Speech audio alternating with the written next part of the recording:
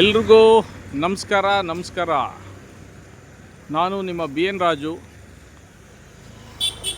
ನಾಳೆ ಭಾನುವಾರ ಬೃಹತ್ ರಕ್ತದಾನ ಶಿಬಿರದ ಕಾರ್ಯಕ್ರಮದ ಕೆಲಸ ನಡೀತಾ ಇದೆ.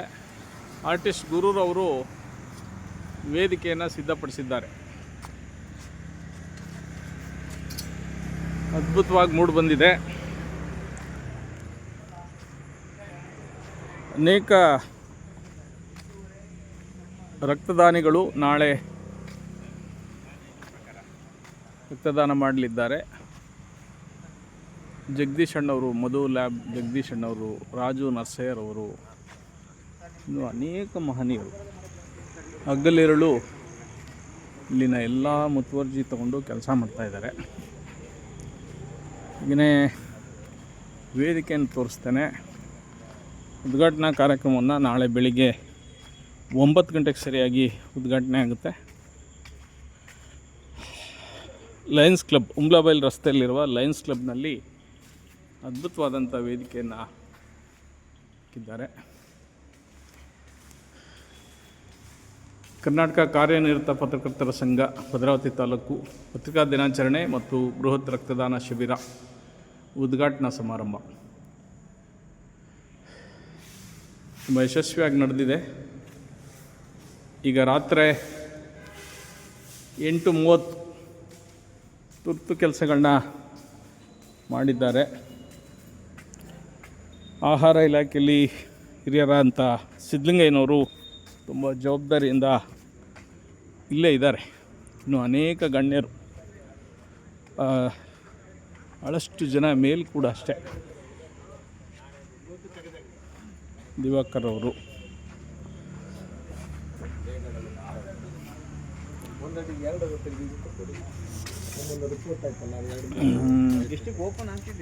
ರಕ್ತದಾನ ಶಿಬಿರದ ತುಂಬ ಅಚ್ಚುಕಟ್ಟಾಗಿ ವೇದಿಕೆಯನ್ನು ಸೃಷ್ಟಿ ಮಾಡಿದ್ದಾರೆ ಕೆಲವು ಮಹನೀಯರು. ಅದರಲ್ಲಿ ಭಾಳ ಮುಖ್ಯವಾಗಿ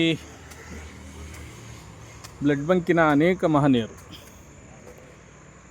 ಮುಂಚೂಣಿಯಲ್ಲಿ ಮಧು ಲ್ಯಾಬಿನ ಜಗದೀಶ್ ಸರ್ ಅವರು, ರಾಜು ನರ್ಸಯ್ಯರವರು ಎಡೆಬಿಡದೆ ಇಲ್ಲೇ ಎಲ್ಲ ಕಾರ್ಯಕ್ರಮಗಳನ್ನ ಅತ್ಯುತ್ತಮವಾಗಿ ವೇದಿಕೆಯನ್ನು ಸೃಷ್ಟಿ ಮಾಡಿದ್ದಾರೆ.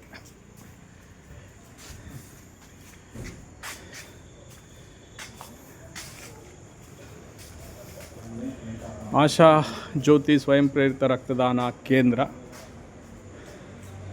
ಇಲ್ಲಿ ರೋಟರಿ ರಕ್ತದಾನ ನಿಧಿ ಕೇಂದ್ರ,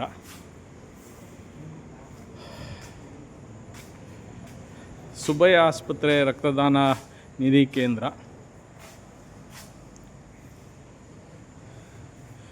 ಜೀವ ಸಂಜೀವಿನಿ ರಕ್ತ ನಿಧಿ ಕೇಂದ್ರ,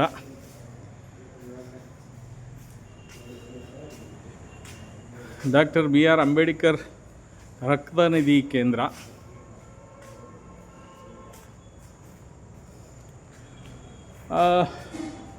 ಭಾರತೀಯ ರೆಡ್ ಕ್ರಾಸ್ ಸಂಸ್ಥೆ ಶಿವಮೊಗ್ಗ ರೆಡ್ ಕ್ರಾಸ್ ಸಂಜೀವಿನಿ ರಕ್ತ ಕೇಂದ್ರ.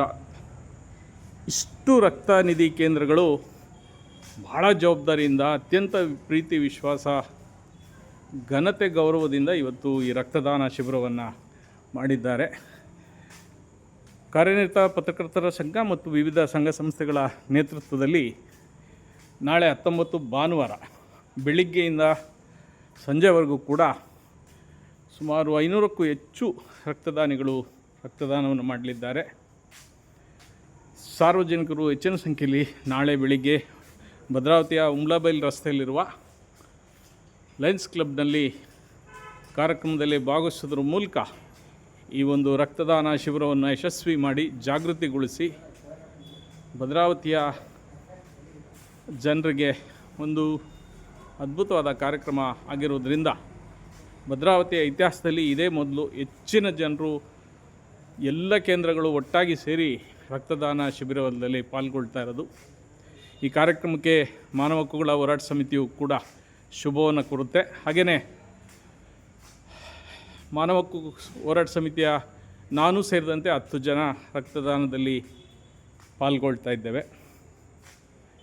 ರಕ್ತವನ್ನು ಕೊಡೋದ್ರ ಮೂಲಕ ಈ ಕಾರ್ಯಕ್ರಮದಲ್ಲಿ ಪಾಲ್ಗೊಂಡು ತಾವು ಕೂಡ ಬಂದು ಈ ಕಾರ್ಯಕ್ರಮನ ಯಶಸ್ವಿಗೊಳಿಸ್ಕೊಡ್ಬೇಕಾಗಿ ಎಲ್ಲರಲ್ಲೂ ಮನವಿ. ಎಲ್ರಿಗೂ ನಮಸ್ಕಾರ.